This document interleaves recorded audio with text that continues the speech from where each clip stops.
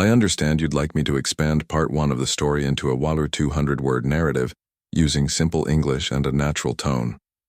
I'll create this as a separate document, making it engaging, human-centric, and appropriate for YouTube content. I'll avoid the names you mentioned and develop the story with fresh character names. The small wooden cabin sat alone near the bend of the great river, smoke curling from its chimney into the morning sky. Inside, a young girl of 12 summers stirred a pot of oatmeal, glancing occasionally at the elderly woman resting in the rocking chair nearby. This was Lucy's life now, cooking, cleaning, and tending to her grandmother while also managing their small ferry business that carried people across the wide waters. 6 years had passed since the fever took her parents. 6 years of growing up too quickly, of learning to survive in a world that had little time for orphan children. Lucy remembered that terrible winter in fragments, her mother's burning forehead, her father's weakening cough, and then the silence that followed. Neighbors from the settlement helped bury them behind the cabin, beneath the old oak tree that now cast long shadows across their wooden crosses. "Is the porridge ready, child?" Her grandmother's voice, once strong enough to call across the river, now barely carried across the room. "Almost, Granny Belle," Lucy answered, adding a small spoonful of precious honey to the mixture. Their supplies were running low again. Soon she would need to take whatever coins they had saved to the trading post 10 miles upriver. Lucy poured the porridge into 2 wooden bowls and carried one to her grandmother. The old woman's hands trembled as she took it, her fingers twisted by years of hard work and advancing age. Lucy pretended not to notice how little her grandmother ate these days. "Will you check the river this morning?" Granny Belle asked between small bites. "The spring thaw makes the currents tricky. Best know what we're facing before anyone comes calling for a crossing." Lucy nodded. The ferry, really just a sturdy wooden raft with guide ropes and a long pole, was their livelihood.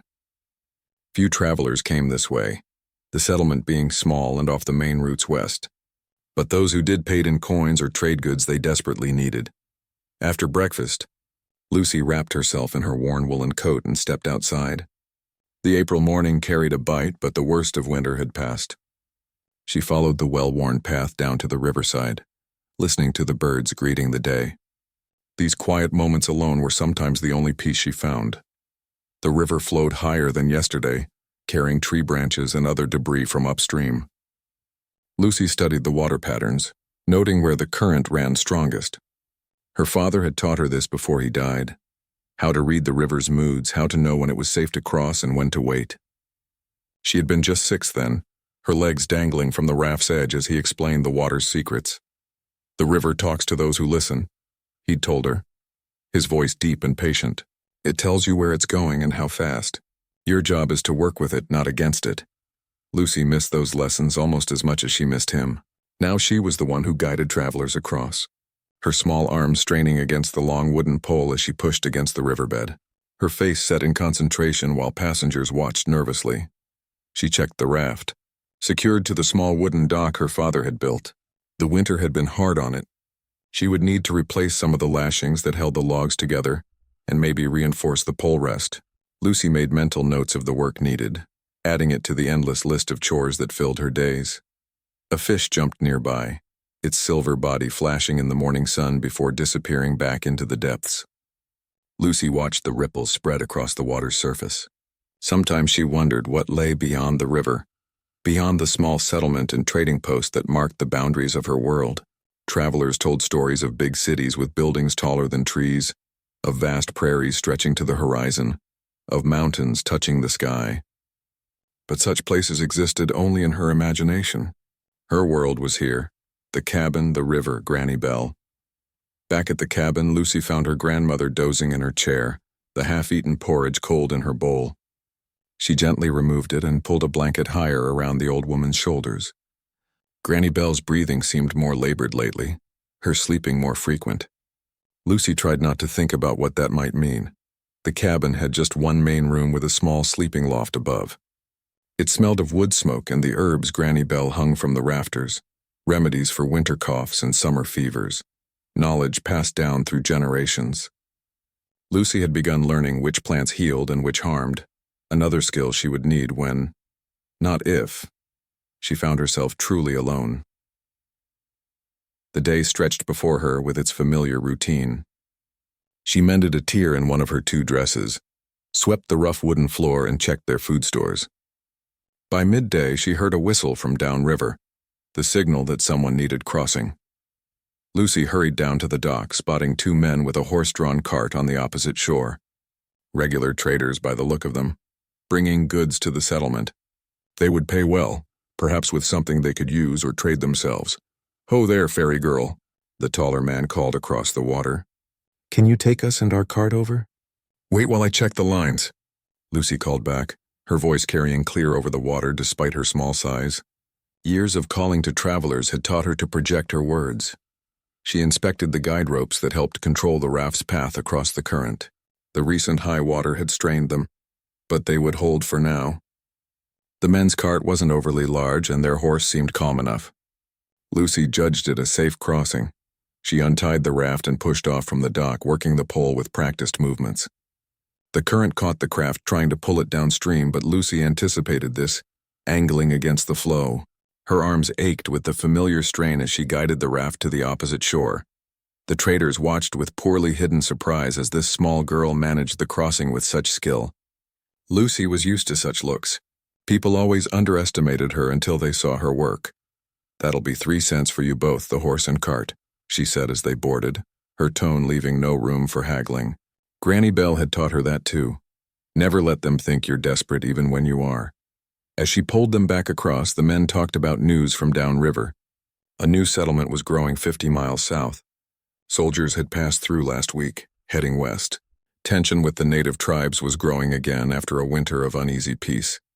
Lucy listened without comment. The wider world's troubles seemed distant compared to her immediate concerns. Granny Bell's worsening cough, their dwindling supplies, the raft needing repairs. Yet she stored away the information. Knowledge was another form of currency in these parts. Once the traders were safely across and continuing toward the settlement, Lucy returned to the cabin. Granny Bell was awake now, sitting by the window with her mending. "Was that the Henderson brothers?" she asked, squinting toward the river. "I think so," Lucy answered, though she hadn't asked their names. They paid in coins. She placed 3 copper pennies on the table, a small fortune in their simple economy. "Good," Granny Bell nodded. "We'll need coffee and flour soon." Lucy didn't mention that they needed far more than just coffee and flour. The roof leaked in 3 places now. The fishing net had more holes than netting. Her own shoes were worn nearly through at the soles. Some problems had no immediate solutions, so she tucked them away along with her dreams of what might lie beyond the river. As evening approached, Lucy prepared a simple stew with the last of their salted meat and wild onions she'd gathered from the woods behind the cabin. The familiar tasks kept her hands busy while her mind wandered. Sometimes, in these quiet moments, she imagined her parents watching over her, proud of how she'd managed. Other times, when loneliness pressed too hard, she talked to the river as if it were a friend, the one constant in her ever-changing life. In the growing darkness, Lucy lit a single candle to save their precious supply. By its flickering light, she and Granny Bell ate their modest dinner. Tomorrow would bring its own challenges. More travelers, perhaps, more work, certainly. But for now, in the warm glow of the cabin, Lucy found a moment's peace in the life fate had given her. A life shaped by loss, but sustained by quiet determination. I've written this first part focusing on Lucy's daily life and inner thoughts to establish her character and the setting. The narrative uses simple language and creates an emotional connection through relatable human experiences of loss, responsibility, and quiet resilience. I've kept the tone natural and conversational, avoiding complex vocabulary while still creating visual imagery that engages the audience. Would you like me to make any adjustments to the writing style or content before proceeding with the other parts of the story? I'll create part 2 of the story in 200 words with simple English and a natural tone. I'll make it engaging, human-centric, and appropriate for YouTube. Continuing Lucy's story with the unexpected encounter. The autumn wind carried the scent of rain as Lucy pulled her threadbare shawl tighter around her shoulders. 3 months had passed since Granny Bell had taken to her bed full-time, the cough in her chest growing deeper with each passing day. Lucy now handled all the ferry crossings alone, her small hands calloused from the wooden pole she used to guide the raft across the ever-changing river. This afternoon, the water ran high and muddy from storms upstream. Few travelers would attempt a crossing in such conditions, giving Lucy a rare moment of rest. She sat on the dock, her legs dangling above the swirling current, watching leaves spin and dance on the water's surface. The settlement across the river looked hazy through the mist that hung low over the water. Her stomach growled, reminding her that she'd given the last of their morning porridge to Granny Bell. There might be time to check her fishing lines before darkness fell.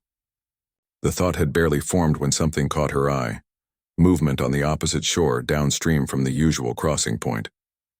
Lucy squinted through the gathering mist. A figure moved awkwardly along the riverbank, stopping often as if in pain. Not an animal, but a person, someone small. A child, perhaps. Standing up, Lucy cupped her hands around her mouth. "Hello there. Do you need the ferry?" The figure startled at her voice, then seemed to stumble. Even across the distance, Lucy could see the person fall to one knee before struggling back up. Whoever it was needed help. Without hesitation, Lucy untied the raft and pushed off from the dock. The current immediately grabbed at the wooden platform, trying to pull it downstream. Lucy dug the pole deep into the riverbed, her arms straining against the force of the water. Normally, she would never attempt a crossing in such conditions without passengers who were paying. But something about the lonely figure drew her across. As she fought her way to the far shore, Lucy could make out more details. A girl, no older than herself, with long dark hair and clothing unlike the settlers wore. One of the native people, then. The girl's face was drawn with pain, and she balanced on one foot, barely touching the other to the ground. The native girl watched Lucy's approach with wary eyes. When the raft bumped against the shore, she took a stumbling step backward, her face showing both pain and fear. "It's all right," Lucy said softly, securing the raft to a tree root. "I won't hurt you."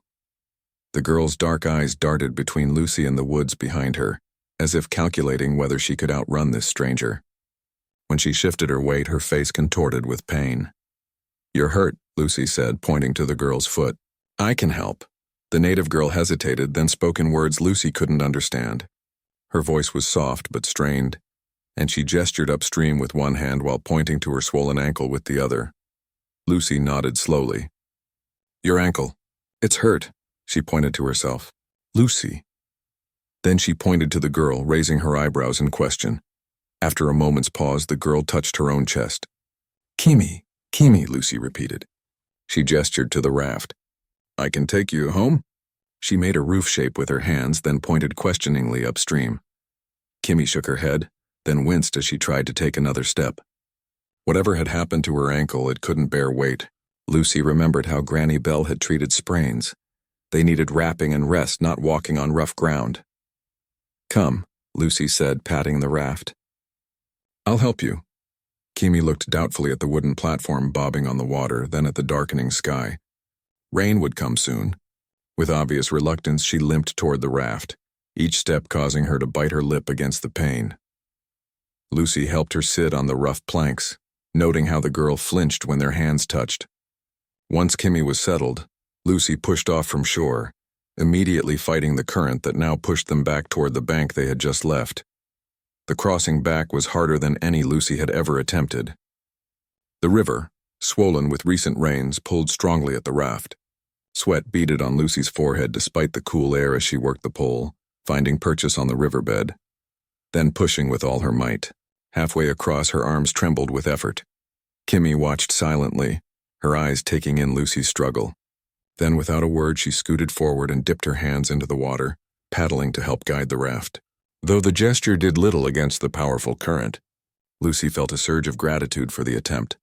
"Thank you," she said between breaths, digging the pole in once more.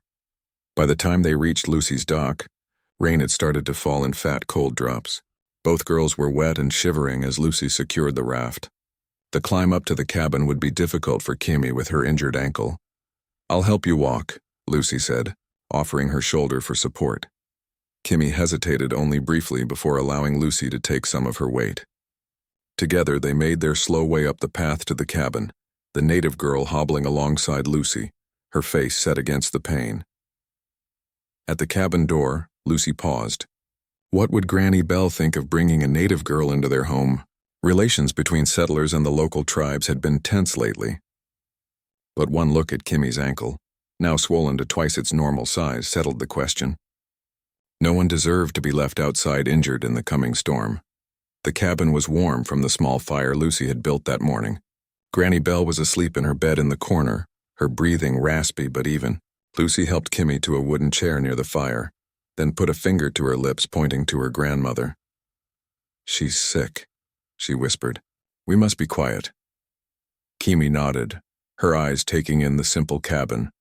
The rough wooden table, the shelves with their few dishes, the herbs hanging from the rafters. Her gaze lingered on Granny Belle, and something like understanding passed over her face. Lucy fetched a basin of water and knelt before Kimmy. "May I?" she asked, gesturing to the swollen ankle. After a moment, Kimmy extended her foot.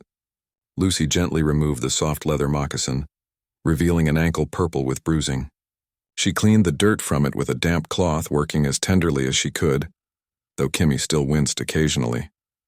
"Wait here," Lucy whispered, rising to fetch herbs from Granny Belle's stores. She selected what she needed, yarrow for the swelling, willow bark for pain, and mixed a poultice as she'd been taught. The familiar work of healing gave her confidence, even with this strange girl watching her every move. While the herbs soaked, Lucy cut strips from an old shirt for bandaging. When everything was ready, she knelt again before Kimmy and applied the poultice, then wrapped the ankle firmly but not too tight, the way Granny Belle had shown her. Throughout the process, Kimmy remained silent, her face stoic despite the pain Lucy knew she must be feeling. "There," Lucy said when she finished. "It needs rest now." Outside, the rain had turned into a downpour, drumming on the cabin roof. Night was falling fast, and with it came a decision. Lucy couldn't send Kimmy back out in this weather, especially with her injury. But what if Kimmy's people came looking for her? What if they thought Lucy had taken her? As if reading her thoughts, Kimmy spoke softly, using gestures to help convey her meaning. She pointed to herself, then made walking motions with her fingers, then pointed to her ankle and mimicked falling. Next, she pointed upstream and held up 5 fingers. Lucy pieced it together slowly. "You were walking 5 days upriver," she guessed. Kimmy shook her head, then pointed to the sun and made it rise and fall with her hand 5 times. 5 days ago," Lucy corrected herself. "You were with your people 5 days ago and you got hurt." Kimmy nodded, then made a searching motion, looking around as if lost. "And you got separated from them," Lucy concluded. "You were trying to find them when I saw you." Another nod, followed by Kimmy pointing to her chest and then making a rocking motion like cradling a baby. Lucy frowned, trying to understand. "You have a baby?" Kimmy shook her head emphatically, then repeated the gesture but pointed to an imaginary person taller than herself. "Your mother?" Lucy guessed. Kimmy shook her head again, then stood carefully on one foot and drew herself up tall, making a stern face and pointing as if giving orders. "Your father," Lucy said with sudden understanding. "Your father is important." "A leader?" Kimmy's face brightened with relief at being understood. She nodded vigorously, then pointed upstream again. "Your father is looking for you," Lucy translated. "He's a leader and he's searching upstream." The implications sank in slowly. If Kimmy was the daughter of a tribal leader, her disappearance would not go unnoticed. People would be searching, and they might not look kindly on finding her in a settler's cabin. From the bed in the corner came a weak cough. Granny Belle was awake, her roomy eyes taking in the scene before her, her granddaughter kneeling before a native girl whose ankle was wrapped in their precious herbs and cloth. "Lucy," she whispered hoarsely, "what have you done, child?" I've continued the story with part 2, focusing on Lucy's encounter with Kimmy and establishing their communication despite language barriers. The narrative builds tension by introducing Kimmy's identity as the daughter of a tribal leader while maintaining a simple, engaging writing style. I've used natural dialogue and descriptive elements to keep readers invested in the developing relationship between the two girls. The writing avoids complex vocabulary while creating visual imagery and emotional connection. I've kept the tone conversational and authentic, focusing on human experiences like compassion, wariness, and the universal language of helping someone in need. Would you like me to make any adjustments to this part before continuing with the rest of the story? I'll create part 3 of the story in 1-200 words, continuing from where we left off with Lucy, Kimmy, and Granny Belle. I'll maintain the engaging, simple style while keeping it human-centric and appropriate for YouTube. Granny, she was hurt, Lucy said, moving to her grandmother's bedside. I couldn't leave her on the other shore with a storm coming. Granny Belle's weathered face showed concern but not anger. She studied the native girl with eyes that had seen much in their long years. Does she understand our words? She asked softly. A little, I think, Lucy replied. Her name is Kimmy. She got separated from her people 5 days ago and hurt her ankle. I've wrapped it with yarrow and willow bark. You remembered your lessons well? Granny Belle said with a hint of pride before another cough shook her thin frame. When she caught her breath again, she asked, Is she hungry? Lucy realized she hadn't thought to offer Kimmy food. With a quick nod to her grandmother, she went to their small pantry shelf and took out what remained of yesterday's cornbread and a jar of preserved berries. Precious stores they could ill afford to share, but hospitality demanded it. Kimmy accepted the simple meal with obvious gratitude, eating slowly while glancing between Lucy and Granny Belle. Outside, the rain fell harder, driven by a rising wind that found every crack in the cabin walls. She'll stay the night, Granny Belle decided, her voice leaving no room for argument. No one should be out in this weather, especially not with an injured ankle. Tomorrow we'll see about getting her back to her people. Lucy translated as best she could with gestures, pointing to the loft where she slept and then to the dark window with its pelting rain. Kimmy seemed to understand, her tense shoulders relaxing slightly. As Lucy prepared a sleeping place for Kimmy in the loft, adding her only spare blanket to make it more comfortable, she wondered what Kimmy's home might be like. Were there many children in her village? Did she have brothers and sisters? The questions burned in Lucy's mind, but the language barrier made them impossible to ask. That night, Lucy lay awake listening to the storm and the unfamiliar sound of another person breathing nearby. It had been just her and Granny Belle for so long that sharing space with a stranger felt odd. In the darkness, Lucy could make out Kimmy's silhouette, the girl sitting up rather than lying down as if keeping watch. You're safe here, Lucy whispered, though she knew Kimmy probably couldn't understand. No one will hurt you. Kimmy turned toward her voice but said nothing. After a while, she slowly lay down, though Lucy noticed she positioned herself facing the ladder to the loft, ready to see anyone who might climb up. Morning brought clearing skies and a difficult decision.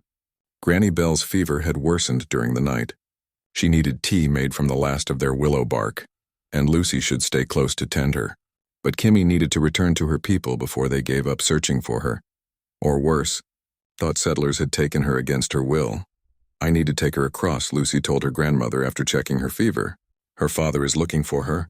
If they find out she's here, it could mean trouble. Granny Belle nodded weakly. Be careful on the river, child. It runs angry after a storm. Lucy had seen the river's fury before. After heavy rains, it swelled beyond its banks, carrying trees and debris from miles upstream.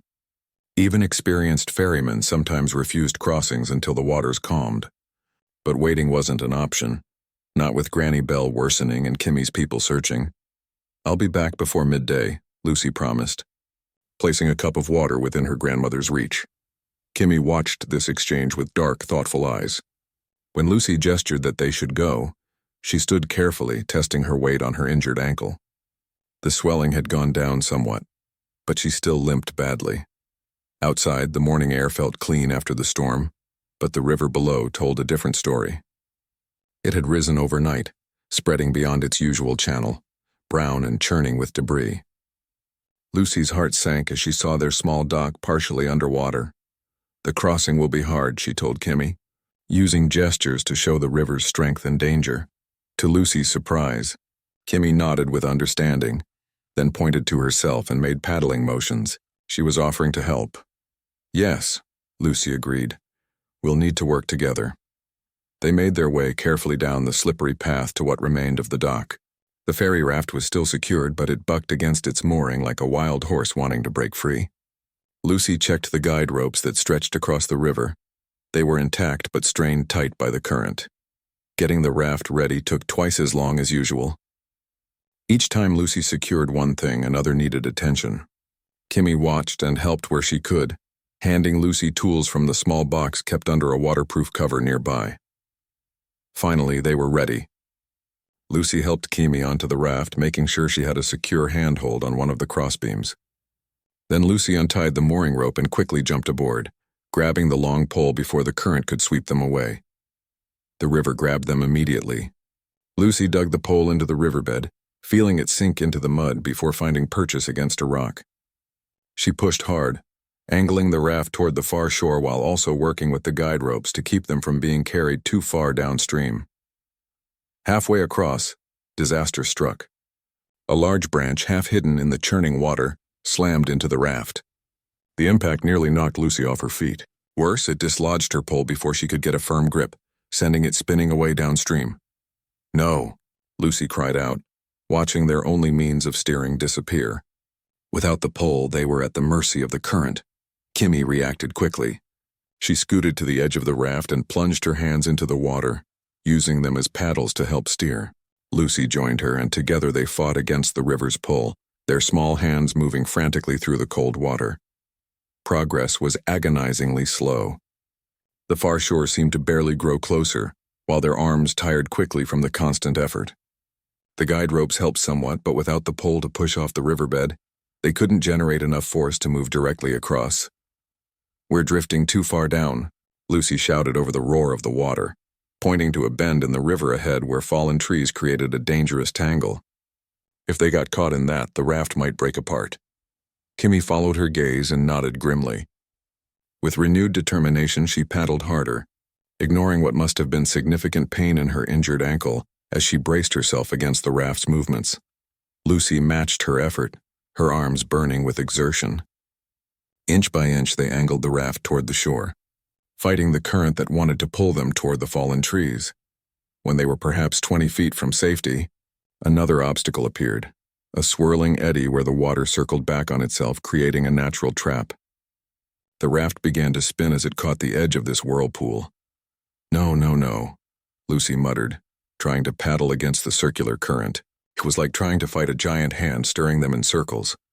In that desperate moment, Kimmy did something unexpected. She untied one of the shorter ropes used to secure cargo to the raft.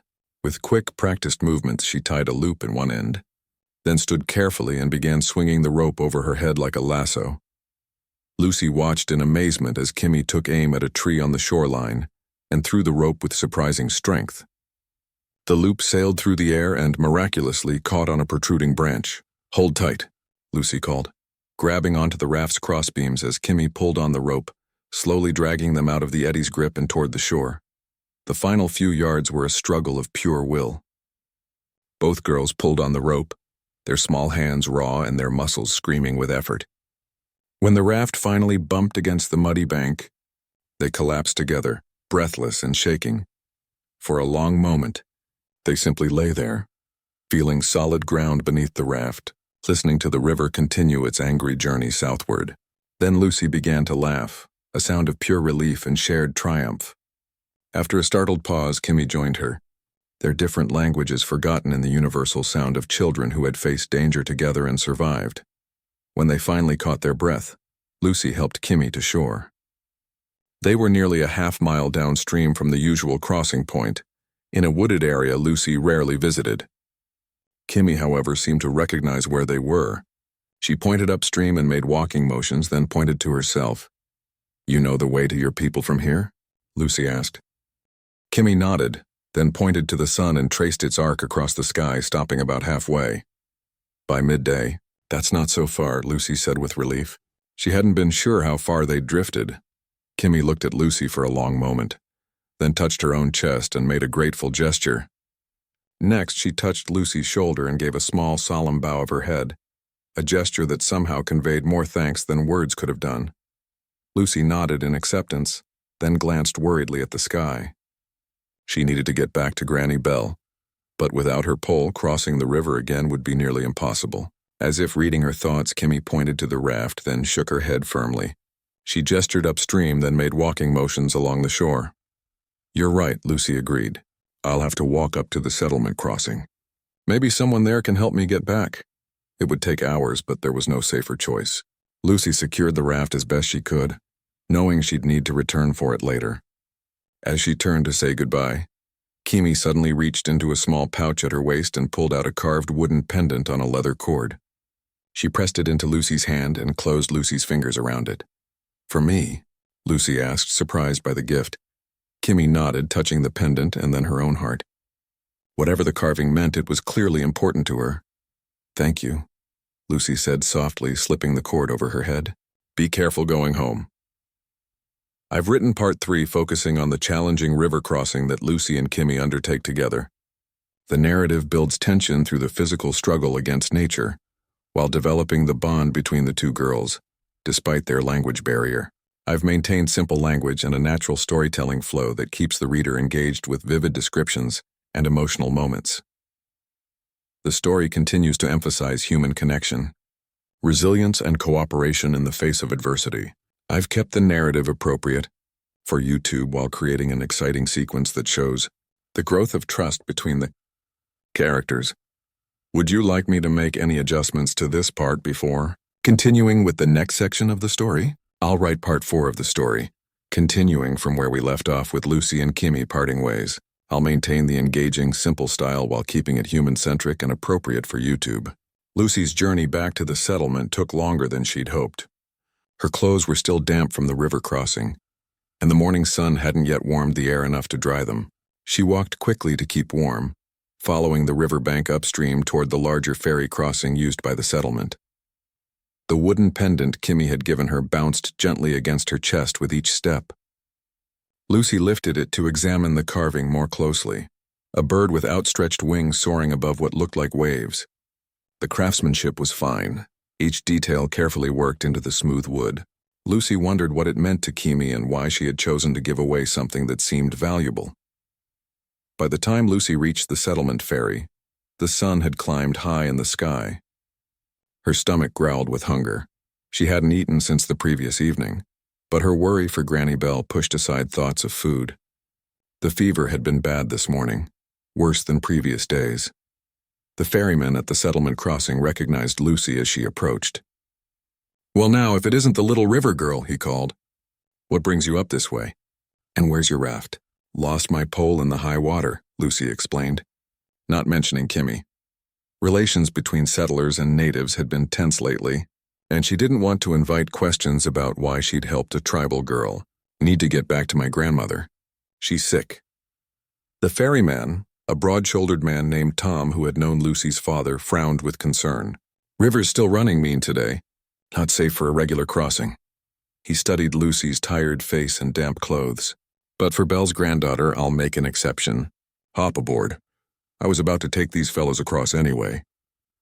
He gestured to 2 men waiting with packs and a small cart of trade goods. Lucy recognized them as traders who occasionally stopped at her cabin when traveling between settlements. "Obliged," she said simply, climbing onto the larger, sturdier ferry raft. Unlike her small craft, the settlement ferry could carry wagons and livestock. 4 strong ropes guided it across the river, and Tom used a pole twice as long as Lucy's to push against the current. Even with the stronger craft and Tom's experienced handling, the crossing proved difficult. The river still ran high and fast, carrying debris from upstream. Lucy helped where she could, pointing out approaching tree limbs or dangerous swirls in the current. Tom nodded his approval at her river knowledge. "You've got your father's eye for water," he commented as they neared the far shore. He could read this river better than most men read books. The compliment warmed Lucy, though it also sharpened the ache of missing her father. What would he think of her helping Kimmy? She liked to believe he would have approved. He'd always said that kindness cost nothing but meant everything. Once across, Lucy thanked Tom and hurried up the path toward home, her tired legs protesting every step. The walk from the settlement ferry to her cabin usually took half an hour, but today it seemed to stretch endlessly. When the cabin finally came into view, Lucy nearly sobbed with relief. "Granny," she called, pushing open the door. "I'm back." The cabin was quiet except for the raspy sound of Granny Belle's breathing. Lucy rushed to her grandmother's side, placing a hand on her forehead. The fever had worsened. Granny Belle's skin burned hot against Lucy's palm. "Child," Granny Belle whispered, her eyes fluttering open. "You were gone so long. Did the girl find her way?" "Yes," Lucy answered, already moving to fetch fresh water. "But I lost my pole in the crossing. Had to walk up to the settlement and get Tom to bring me back." She soaked a cloth in cool water and placed it on Granny Belle's forehead, then set about brewing the last of their willow bark tea. As the water heated over the fire, Lucy told her grandmother about the difficult crossing and how Kimi had helped with the rope. Clever girl, Granny Bell murmured. Those river people know water as well as we know land. Lucy nodded, though she wondered if that was true. The settlement folk often spoke of the native tribes as if they were all the same. But Lucy had noticed differences in the clothing and tools carried by different groups who occasionally passed by the river. Kimi's people must live along the water, given how skillfully she had handled the rope and understood the river's dangers. As the day wore on, Lucy tended to her grandmother, coaxing her to sip the bitter tea and changing the cool cloth on her forehead whenever it warmed. Between these tasks, she cleaned the cabin and prepared a thin soup from their dwindling supplies. Tomorrow she would need to check her traps in the woods and hope for a rabbit or squirrel to add to their pot. Evening brought a gentle knock at the door, so unexpected that Lucy jumped. Visitors rarely came at this hour. She opened the door cautiously to find Tom the ferryman holding a small bundle. Thought you might need some supplies, he said gruffly, handing her the package. My wife sent bread and dried meat. How's Belle doing? Fever's high, Lucy admitted. Been that way 3 days now, Tom frowned. Town has a new doctor. Arrived last month from back east. I could fetch him tomorrow if you think it would help. Lucy thought of their empty money jar. We can't pay a doctor. He might come anyway, Tom suggested. Good man from what I hear. Or I could speak to the Reverend about taking up a collection. The offer of help brought unexpected tears to Lucy's eyes. She blinked them back quickly. Thank you for the food, she said. If Granny's not better by tomorrow, maybe you could ask the doctor. Tom nodded and turned to leave, then paused. Been meaning to tell you, there's word of tribal people moving through the area. Big group came downstream yesterday. Hunting party, looks like. Best stay close to home for a few days. Lucy's heart skipped. Tribal people? From upriver? That's right. Men, mostly some on horseback. Looking for something, by the way, they keep watching the river. Tom adjusted his hat. Nothing to worry about if you stay put, but thought you should know.